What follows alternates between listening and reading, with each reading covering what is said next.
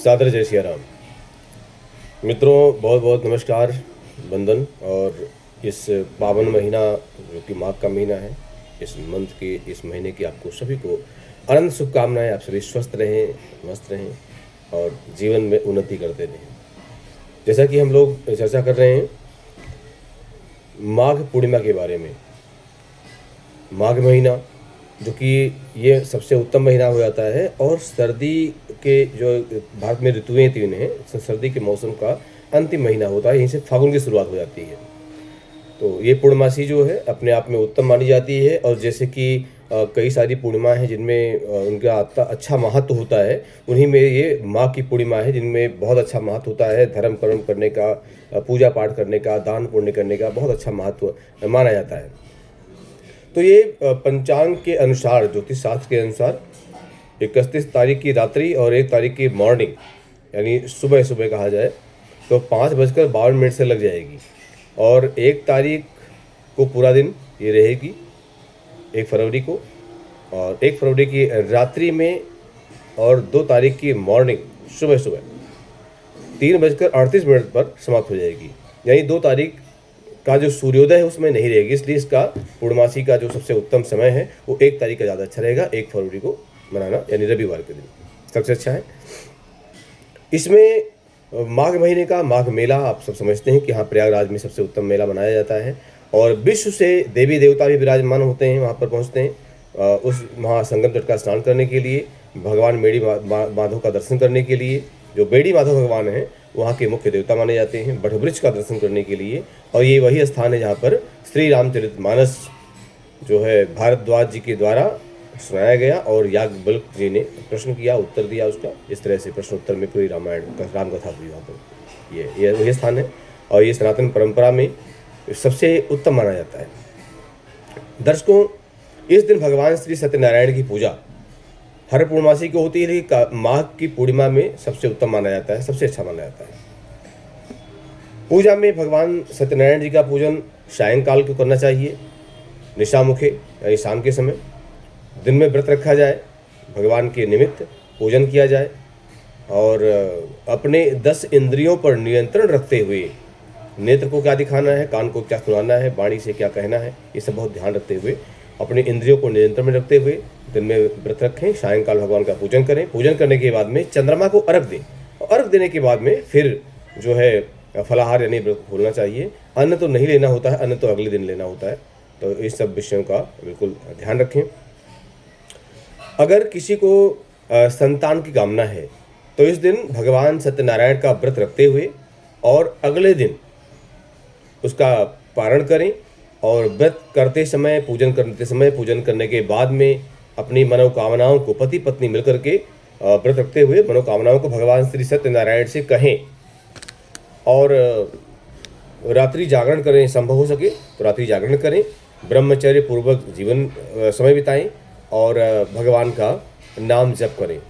चाहे अष्टाक्षर मंत्र हो या 12 मंत्र हो, इन मंत्रों का जप करते हुए तो बिल्कुल संतान सुख की प्राप्ति अवश्य होती है। बात करें पितरों के पूजन की तो 2 तिथियां विशेष महत्व रखती हैं, पूर्णमासी और अमावस्या। अमावस्या पर भगवान नारायण की पूजा और पितरों का पूजन किया जाता है। यही बिल्कुल पूर्णमासी पर भी है। तो पूर्णमासी के दिन भी मध्याह्न काल में करना चाहिए, दोपहर के समय, यानी 11 से लेकर के 2 बजे के बीच में पितरों का तर्पण यानी उनको जल देना। अगर आपको जानकारी तो आप स्वयं कर सकते हैं, नहीं तो किसी पंडित जी के माध्यम से पितृ तर्पण आप जरूर करें। इससे पितरों को मोक्ष मिलता है, पितरों का आशीष, पितरों का आशीर्वाद प्राप्त होता है, जिसके द्वारा हमारा जो वर्तमान जीवन है यह भी और आने वाला जो भविष्य होता है वो भी बहुत अच्छा बीतता है, बहुत अच्छा रहता है। इस तरह से अगर इस दिन दान किया जाए, जप किया जाए तो पूर्वार्जित कर्मों से मुक्ति मिलती है। यानी कहीं न कहीं पूर्व जन्म के माध्यम से कोई ऐसा कर्म हमसे हो चुका है या हो गया है जिसका ज्ञान हमें नहीं है, लेकिन परिणाम ये है कि जीवन में हम आए दिन दुखी रहते हैं, आए दिन परेशान रहते हैं और सब कुछ है लेकिन सुख की प्राप्ति नहीं है। तो ये सब देखते हुए आप जो है उस दिन आप पूजन करके, दान करके, और दान मतलब कि एन केन भी दीने दान करे कल्याण। दान आपसे जो हो सकता है, अन्न का दान है, फल का दान है, वस्त्र का दान है, श्रम दान है, तो किसी प्रकार का दान आप कर सकते हैं, जो भी आपसे हो सके, निस्वार्थ भाव से। उसमें कोई स्वार्थ आपका नहीं छुपा होना चाहिए, निस्वार्थ भाव से आप करें तो बिल्कुल आपका अच्छा फल मिलता है आपको। इस दिन तिल के दान का ज़्यादा महत्व है। जैसे कि आप जानते हैं कि जब माघ महीना प्रारंभ होता है तो चौथे दिन यानी जो कृष्ण चतुर्थी होती है उस दिन तिल का पूजन होता है। भगवान गणपति का पूजन करते हुए, गौरी का पूजन करते हुए, शिव परिवार का पूजन करते हुए तिल का दान, तिल से स्नान और तिल के पौधे की दातून भी हमने बचपन में देखा हुआ है कि जो हमारे बुजुर्ग थे तो वो करते थे और बच्चों को बताते भी थे कि करना चाहिए। उसका आयुर्वेदिक के माध्यम से और आध्यात्मिक हर तरह से उसका महत्व है और वो हमारे स्वास्थ्य को भी अच्छा रखता है, हमारे दांतों को भी अच्छा रखता है और धर्म के माध्यम से चीज़ें जुड़ी हुई होती हैं। तो तिल के दान का अच्छा महत्व है। यही तिल, क्योंकि पूर्णमासी है माँ की, इसी दिन तिल का स्नान, जो पानी में डाल करके तिल को थोड़ा सा चूरा बनाएं और उसको डालकर स्नान करें, तिल का दान करें, तिल का जो है ग्रहण करें। तिल के रूप चाहे गुड़ मिला के खाएं या वैसे भी खाएं, जैसे भी खा सकते हैं आप बिल्कुल खाएं। तो तिल का उपयोग हर तरह से इस दिन, पूर्णमासी के दिन करना चाहिए। अच्छा, तिल का ही क्यों, ऐसा क्यों? ये ज्योतिष की मान्यता है, ये गरुड़ पुराण और श्रीमद् भागवत महापुराण की मान्यता है, ये परंपरा है कि तिल जो है भगवान के पसीने से उत्पन्न हुआ है। और 3 तरह के होते हैं, काले, सफ़ेद और भूरे, जिनमें काले तिल का ज़्यादा महत्व है।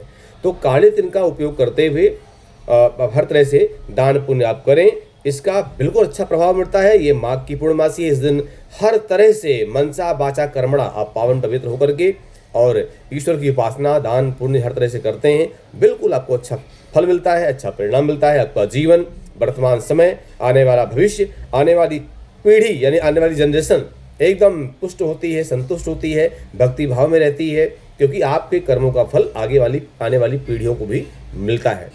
अगर आप घर में पितृ दोष है तो इसलिए भी आप इस दिन नारायण बलि की पूजा किसी अच्छे योग्य विद्वान पंडित जी के द्वारा आप करवा सकते हैं। संभव हो सके तो इसमें कोई तीर्थ स्थान पर करवाएं, जैसे कि अगर आप आसपास रहते हैं, कोई गंगा जी का स्थान है, कोई यमुना जी के स्थान है, या कुरुक्षेत्र के क्षेत्र में रहते हैं, हरिद्वार ऋषिकेश के क्षेत्र में रहते हैं, तो आप ऐसे शुभ स्थानों पर या कहीं ऐसे स्थान पर रहते हैं जहाँ कोई जल की धारा है या कोई नहर है या कोई नदी है या कोई तीर्थ है जहाँ पर जल की धारा या जल का स्थान हो, ऐसे स्थानों पर आप करवा सकते हैं। इससे पितृ मुक्ति होती है, पितृ को मोक्ष मिलता है और आपका जीवन सुखी और संतुष्ट होता है।